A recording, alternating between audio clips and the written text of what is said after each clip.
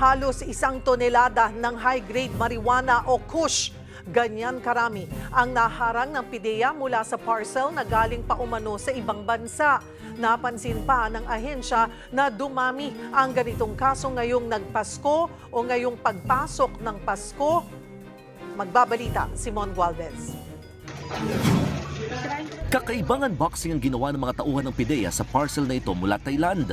Damit daw ang laman yan, pero laman ng kahon, naku po, high-grade marijuana pala. Higit 1 kilong kush ang nadiskubre sa vacuum-sealed na plastic.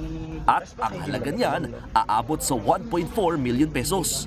Bago ito, 2 pang parcel ang naharang ng PIDEA. Dried banana naman ang nakadeklara, pero kush pa rin ang laman. Sabi ng PIDEA, kapansin-pansin ang pagdami ng pumapasok na kush na idinadaan sa parcel. Ang trend kasi nito is manggagaling sa US tsaka sa Europe ng mga parcel.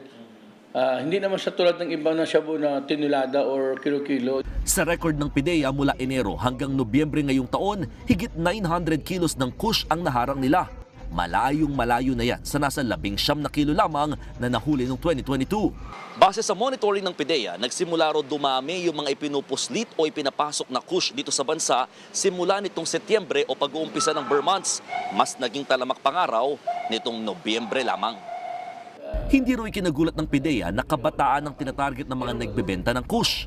Mas mura kasi ito kaysa party drugs gaya ng ecstasy. Season na maraming pera, maraming party, maraming pupuntahan, maraming gimmick. At usually kasi bakasyon, mataas ang potent nito. Mas malakas na ang tama. Kumitit ka ng 3 sa marijuana, doon sa kos isa lang, may tama na. Kaya mas matindi na ang monitoring ng PIDEA lalo na sa social media. Pinalalakas din nilang intelligence sa ground at retraining ng mga PIDEA dogs. Balak na rin nilang irregular ang mga trainer nito. Minsan pag tinanggal ang job order, sayang yung training na binibigay natin sa mga tropa. So, ititrain natin 6 months, tapos after 1 year, biglang nawala yung kontrata, sayang ang training natin. Nga, so maiwanan din. Babala ng PIDEA sa mga mahuhuli, lalo sa mga nagpapadala at tumatanggap ng parcel na may lamang kush, may multayang hanggang 10 milyong piso at reklusyon perpetua o habang buhay na pagkakakulong. Ako, Simon Gualvez, para sa 1PH.